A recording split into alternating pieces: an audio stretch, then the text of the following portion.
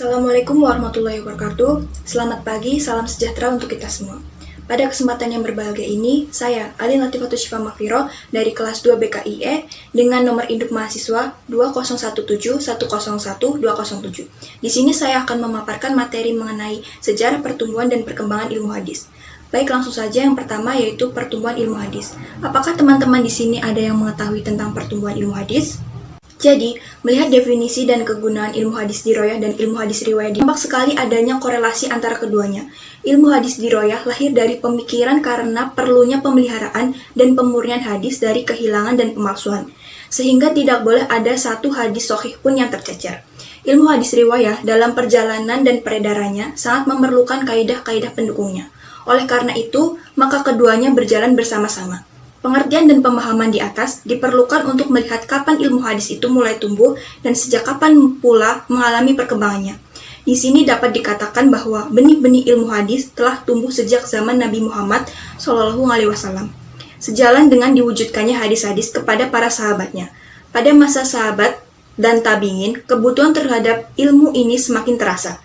Hal ini karena Rasulullah SAW sebagai sumber untuk merujuk hadis sudah wafat, sehingga dibutuhkan tolak ukur untuk menguji kebenaran suatu hadis, terutama hadis-hadis yang hanya didengar dan disampaikan oleh seseorang saja.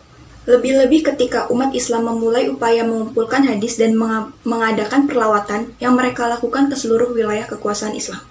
Hal ini sudah barang tentu secara langsung atau tidak memerlukan kaidah-kaidah guna melakukan seleksi dalam penerimaan dan periwayatan atau penyampaian hadis-hadis kepada para muridnya.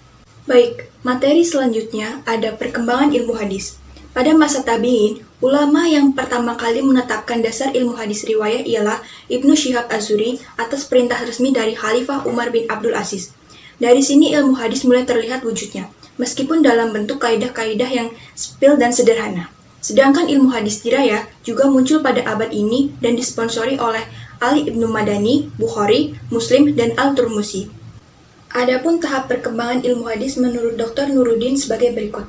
Pertama, tahap kelahiran, yaitu masa sahabat hingga akhir abad pertama Hijriah. Yang kedua, tahap penyempurnaan, dimulai awal abad kedua hingga abad ketiga Hijriah. Ketiga, tahap pembukuan ulumul hadis secara terpisah, dari abad ketiga sampai pertengahan abad keempat Hijriah. Keempat, tahap penyusunan kitab-kitab induk ulumul hadis dan penyebarannya, dimulai dari pertengahan abad ketiga hingga abad ke-7 Hijriah. Kelima, tahap pematangan dan penyempurnaan kitab ulumul hadis, dimulai abad ke-7 sampai ke-10 Hijriah. Keenam, tahap kebukuan, terjadi pada abad ke-10 sampai awal abad ke-14 Hijriah. Ketujuh, tahap kebangkitan kedua, dimulai dari abad ke-14 Hijriah. Lalu materi ketiga ada kodifikasi ilmu hadis. Kodifikasi atau tadwin hadis artinya pencatatan, penulisan, atau pembukuan. Namun yang dimaksud dengan kodifikasi hadis atau tadwin hadis pada periode ini adalah kodifikasi secara resmi berdasarkan perintah kepala negara dengan melibatkan beberapa personil yang ahli di bidangnya. Adapun masa kodifikasi hadis ini dapat terbagi menjadi beberapa periode. Pertama, permulaan zaman pembukuan hadis, abad kedua Hijriah. Kegiatan pembukaan hadis dimulai pada masa pemerintahan Islam yang dipimpin oleh Khalifah Umar bin Abdul Aziz melalui instruksinya kepada Abu Bakar bin Muhammad bin Amr bin Hashim atau Gubernur Madinah. Yang kedua, periode penyeleksian dan pentasyihan hadis, abad ketiga Hijriah. Di masa ini para ahli hadis berusaha membukukan hadis Rasulullah semata-mata dan menyisihkannya dari fatwa sahabat dan tabi'in. Ketiga, periode menghafal dan mengisnadkan hadis pada ulama mutakadimin, abad keempat Hijriah.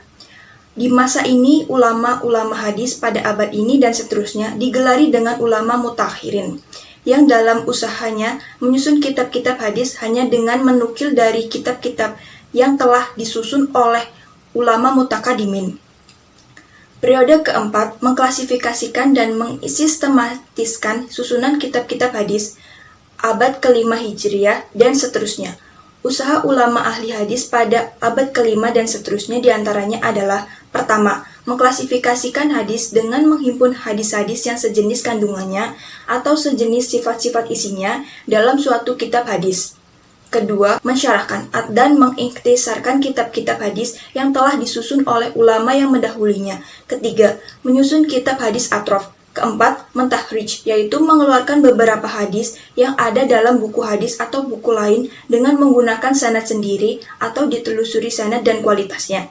Kelima, zawaid, yaitu mengumpulkan hadis-hadis yang tak terdapat dalam kitab-kitab yang sebelumnya ke dalam sebuah kitab tertentu. Keenam, jawami atau jami, sebuah kitab hadis yang menghimpun hadis-hadis Nabi Shallallahu Alaihi Wasallam secara mutlak seperti Al-Jami, Al-Kabir, dan Al-Jami Al-Sahir tulisan Al-Syuti. Ketujuh, menciptakan kamus hadis atau kitab indeks hadis untuk mencari pentahridj suatu hadis untuk mengetahui dari kitab hadis apa suatu hadis didapatkan. Lalu materi yang terakhir yaitu tentang kitab-kitab yang memuat ulumul hadis. 1. Asal kitab ulumul hadis yang penyusunannya tidak terpengaruh pemikiran lain. Contoh, karya Ar-Ramah Harmuzi, Al-Hakim, Al-Baghdadi, Ibnu Salah, dan Ibnu Hajar. Yang kedua, ikhtisar atau talkis, kitab ulumul yang susunan dan materinya mengikuti karya sebelumnya dengan cara meringkas. Contoh, karya Al-Nawawi, Ibnu Jamaah, dan Az-Zahabi.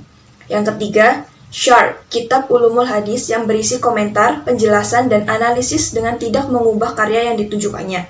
Contoh, karya Asy-Syuti. Yang keempat, nukat atau nakat, kitab ulumul hadis yang berisi kritik terhadap karya yang ditujukannya. Contoh, karya Al-Iraqi, Ibnu Hajar. Yang kelima, hasyiyah, hampir sama dengan syarh, hanya saja berbentuk catatan pinggir. Contoh, karya Qultulubuha dan Al-Maqdisi terhadap karya Ibnu Hajar.